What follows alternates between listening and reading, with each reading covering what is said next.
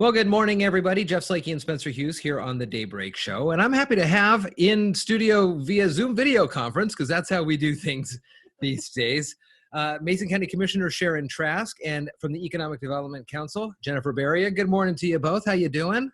Morning. Good. Thanks Good for morning having to us you. in the studio. I'll put it in air quotes. Yeah, the studio. Here we go. Sharon, it's good to see you. It's been a while. No, it has been. Yeah, this is my Count- second year, so. County has been very busy with the help of the EDC, dispersing a lot of grant monies that have been allocated, not only from the state, but there's a lot of other monies that are out there. So I thought we'd have you on today to kind of just talk about this process, where we're at now in the delivery of those grants to businesses all across the county, and what more we have maybe down the pike for other businesses. No, that would be great. That would Cool. be great. I know that we could not do this without the EDC. They're a vital component, and they have such a passion for Mason County. We sure appreciate them. Yeah, they have worked Definitely real. appreciate the county. They're giving us the money to give out to the businesses. So Well, and Jennifer, you and Karin have the kind of some of the more rewarding portions of this as you go to the places and deliver those checks. But it is the county commissioners that have helped go through the applications that you have kind of helped to get from folks. And Sharon, just talk to me a little bit about, I mean, obviously there's privacy concerns, so we're not going to be naming businesses or people, but just some of the stories that you may have read or the other commissioners had read about just the impact of the virus in Mason County. I know it's hit our businesses hard. I think so. It was March 13th, which happened to be my birthday. That's when everything got shut down, and so that's one date that'll live with me for quite a while. Right. And so the businesses, I remember driving down the road and just seeing the businesses closed. Nobody on the streets.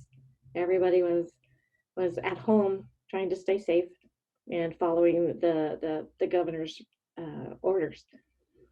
And then we started getting funding or additional ways to help our people, to help our businesses, and that's when we brought in the EDC. They have I feel like they are they're a key element, and we couldn't have done it without them. Jennifer, talk to me a little bit about that partnership that you have with the county commissioners who represent three distinct districts within the county, but under certain guidelines, you know, for certain loans or for certain grants, you had to be in business over a year, or you had to have so many employees and things like that. So those kind of things worked across the whole of the county. And talk to me a little bit how you guys worked with the commissioners to start releasing some of those funds. I think that's what makes the partnership work is we're mandated by our state statute that brings us into existence to help any and all businesses within Mason County, regardless of whether or not they're a membership.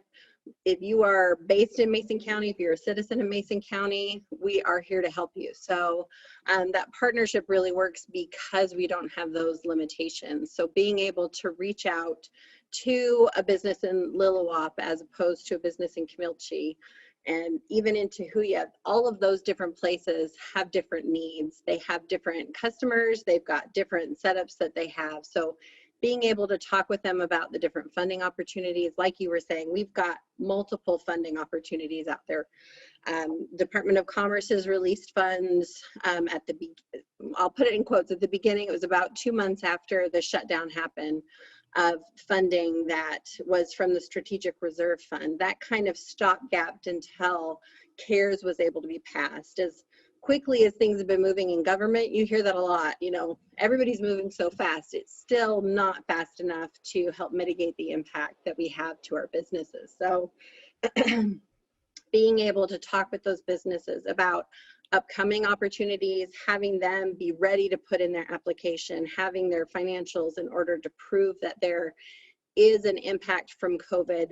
All funding sources are requiring that. So you have to show that even if it's a loss in revenue, I made this last year and this is what I made from being shut down, which is, we've had plenty of businesses say, how do I show on a profit and loss statement a zero income? Well, you make sure that it just says zero where it is. If you were shut down the entire month of April, you're not going to have any revenues that had come in. So being able to work with them so that they're ready for that. And when the county received their CARES funding, being able to say to the county, we've already gone through multiple application processes. We have an idea of businesses that you can immediately get this funding out to, that you don't have to then put in a even more laborious application process as they might require something else. Since it's attached to commerce, those requirements are the same. So we are able to get that funding out quicker. So the 300,000 that we thank you to the county for allocating to small businesses, we end up just being a pass-through for being able to say that, if the business meets these needs, meets these COVID impact requirements, you're eligible for up to 10,000 based on what your need is. We can get that funding out faster. I had read that at least nationwide, folks are thinking maybe 1 in 6 small businesses won't come out of this, and maybe it's even a higher number at this point. But when I'm thinking about this right now, the amount of time, March 13th to now, September, and that's 5.5 months or so, and we do know that the pace of the delivery of the monies was slower than what I think a lot of folks wanted, and that's what happens. Right. You want immediate help. When an emergency happens, you want immediate help, but it just doesn't move like that. But in this case, it seemed as though everybody who the businesses would be paying for their bills and rent or whatnot, all were under the same understanding that this is happening to everybody. Or were people saying, listen, I'm not gonna be able to pay my rent, but I am applying for this, so please bear with me? Are those the types of conversations that businesses were having? Do you know? You had a lot of those conversations, landlords working with businesses to say, let's keep track of where it is, and we can pay it distributed over the next few years if it ends up accumulating that much. You see that with insurance companies, with utilities. All the conversations are or have been, we're not going to turn your power off. We're not going to shut you down. And we're going to work with you to be able to pay that back amount owed. I know that the county is working with our utility distributors to potentially use additional funds from CARES to pay some of that back. So if that gets paid back, then those individuals and those businesses are going to start from a fresh point moving forward. I know the insurance companies are saying, we're going to work with you. So reach out, talk with us. As much as we've automated the process of paying bills, there's still people behind that. And you're definitely seeing the support from those people and just saying, how can we get through this so that we can get back to a place? But you're right, you are going to see businesses that are going to shut from this, whether or not they've decided it's too much hassle to work through the regulations that are happening, or their customers haven't come back. We are going to see business closure impacts from that. Commissioner Trask, talk to me a little bit more about some of the conversations that you're having and hearing with the state in regards to further monies that are available and perhaps coming down the line. Right, so we just got notice that the governor is going to release more money. And so each county should receive a minimum of 300,000, and the city should receive a minimum of 30,000. And also, which is huge, our health departments, they'll get additional monies because our nurses, they're working 24/7. Yeah. And trying to do what they're required to do. And so they've got a little,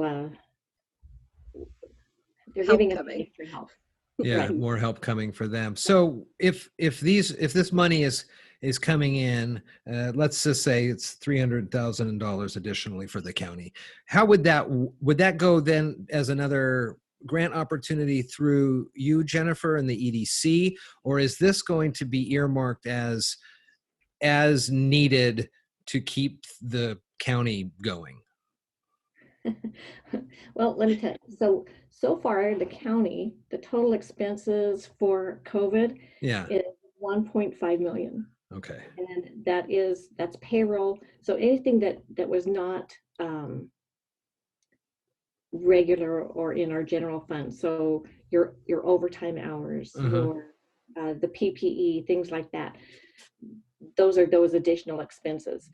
And so some of this CARES money is helping with that as well. Plus, you also have other requirements too. So we have to expand the courtrooms because you have to have the meet the 6-foot restrictions. You know, the and have PPE for them. And, Right. And so we're meeting all of those restrictions is It's I don't expensive. It is, and I don't think that everybody that it was realized at the top how much it would cost all of the smaller counties. The larger counties were able to; they already have big rooms. Right. Our commission chambers is very tiny. Our courtrooms are very tiny, and most of the rural counties are in the same boat. So a lot of this money is going to help us meet the restrictions. And you would hope that down the road, sooner than later, this is where the feds should help backfill some of this, right? Because if cities and counties and states can't run deficit, but the feds can, and we're looking, conservatively right now at $1.5 million just on the COVID stuff. That's a lot of money that not only Mason, but everybody is going to have to try to figure out. Right. And then there's also the lost revenue. So far, you're not allowed to make up for lost revenue. That's not something that that Commerce or the state has been approved to allow the counties or cities to do. So there's a lot of counties and cities that are in a deficit. Yeah. And it's only going to probably get worse as the year goes on. I mean, Right. when do you guys you're starting your budget conversations, right? For next year already, right? We received that today. So and we'll start doing having our little meetings with the other departments in October. Is there a time where the commissioners across the state would band together and say, listen, we can't do this. We don't have the money. We're going to be cutting these very important roles and rules. We know that we can't run a deficit, but we can't cut this much from our budget. Is there any way that this counties, and I know it's not the governor necessarily, but it's the feds, at what point will the federal government listen? We're hoping. Well, that's a loaded question. I'm going to leave that right there for you. We are meeting though every week. All the counties get together, and we talk about our finances and where we're sitting, and Commerce is a part of that conversation as well. So the state of Washington is I feel that we're lucky that we can work as a team. We've got great people at the state level, great people at the city level, and we're all working together trying to make this all work, trying to help our people and hopefully not get further in debt.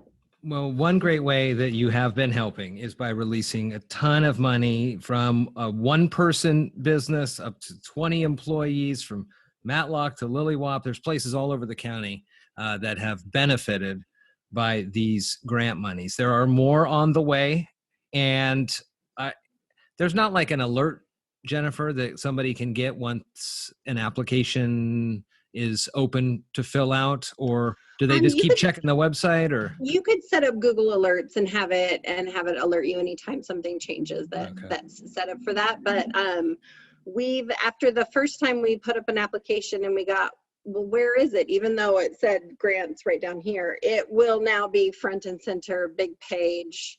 That's how we've that's how we've launched every other grant opportunity that we had. Giant icon in the middle of the page that says grant, click on it, and all the information will be listed there. I And think there's some confusion in the beginning that it was a loan. sure. And there's a lot of programs that you still can go the loan route. So we've tried anything that's not a loan to call it a grant. Terminology came out with a forgivable loan, which is essentially a grant. You just are wording it differently because you're requiring something on the back end. Sure. But well, we businesses, stop that nonsense. businesses all throughout the county, please go to choosemason.com. Whether or not you're a member of the EDC, you don't have to be a chamber member. You don't have to. Just you are in the county, and the EDC is in the county, and you are a business. Yep. Jennifer and Karen are there to help. So choosemason.com's got all the links. Commissioner Trask, good to see you. You too. Thanks for having us. Tell those fellow commissioners they're doing a great job, and tell them hello for me too. All right, y'all. Good to see you. Good information, and we will get all the information and links to whatever anybody needs to in the show notes. All right. Wonderful. Thank you so much, Jeff. Thank you.